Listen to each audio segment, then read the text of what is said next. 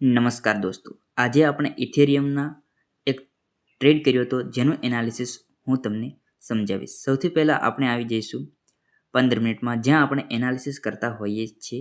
ત્યાં રાતે અને ગઈકાલે માર્કેટે ડાઉનફોલ બતાવ્યો હતો અને ત્યાંથી માર્કેટ ફરી પાછું લિક્વિડિટી લેવા જઈ શકે તેવું લાગતા મેં એક ટ્રેડ પકડ્યો હતો, જે માર્કેટે લો બનાવ્યો હતો અને ત્યાંથી જે આગળનો સ્વિંગ હતો ત્યાં મેં ફીબો લગાવ્યો અને 0.5ના લેવલ પર આવતા મેં ટ્રેડ એટેન્ડ કર્યો હતો, જે 3 મિનિટમાં આપણે જોઈ શકીએ છીએ.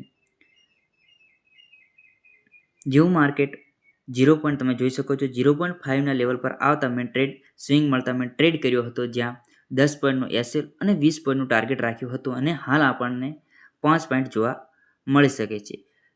તમે જોઈ શકો છો કે આગળ પણ આપણને 11 પોઈન્ટ જોવા મળ્યા હતા, પણ આપણે બુક કર્યો નહોતો કારણ કે આપણો રેશિયો છે 1:2નો. આવા જ એનાલિસિસ માટે આ પેજને ફોલો કરી દો અને હજુ સુધી તમે જો આપણી ટેલિગ્રામ ચેનલને જોઈન ના કરી હોય તો જોઈન કરવા વિનંતી, જ્યાં હું અવારનવાર આવા લેવલ આપતો હોઉં છું. ધન્યવાદ.